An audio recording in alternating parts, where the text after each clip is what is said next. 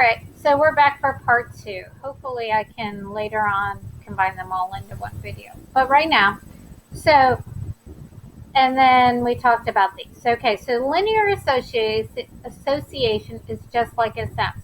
We've done linear equations. We know that they're called linear equations because they make a line. So if it looks like the general pattern of the data or the dots on your graph make a line, then it is linear, like this one. This one is considered nonlinear because, as you can see, it curves around, so it doesn't quite make a line. And I think, yes. Okay, and then other patterns that we're going to look for. So when we actually interpret these graphs, we're going to talk about variable association, linear association, and if there's any other patterns. And what they mean by other patterns are clusters. If you look at this graph, there's a few clusters where all the data is in one spot, or a lot of the data is in one spot. Those are clusters. Another thing we can consider that I don't think is in your book is something called an outlier. I would consider this point of data up here an outlier because it's not with the rest of the data. It's kind of far, far away from everything else in the pattern that the data seems to make. Notice that interpret is a big word. I've told you guys several times that statistics, you can make statistics say what you want. Scientists and everybody use this data how they want it to be used. And so that's why you're interpreting it. Don't get confused with that. All right, so let's go to, whoops, not that.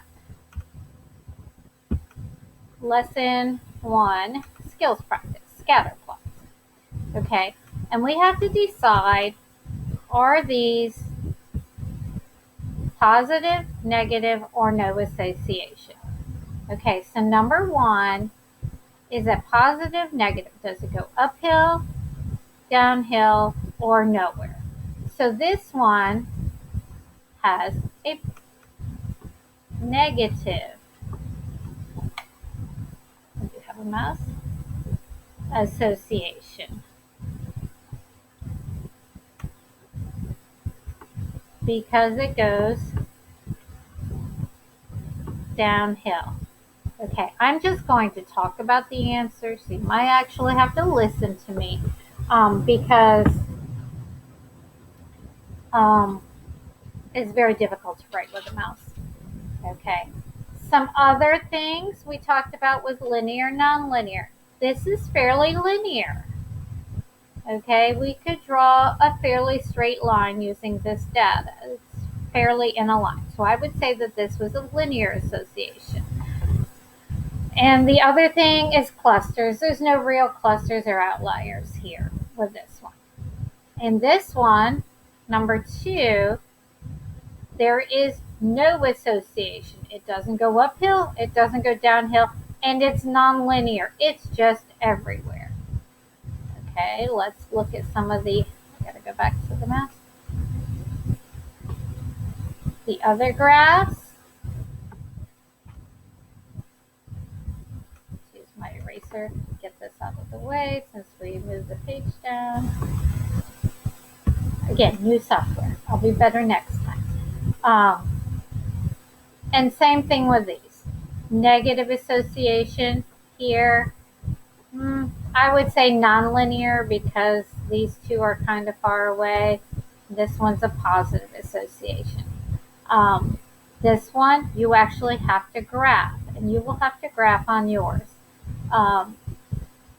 So you'll have to draw the graph.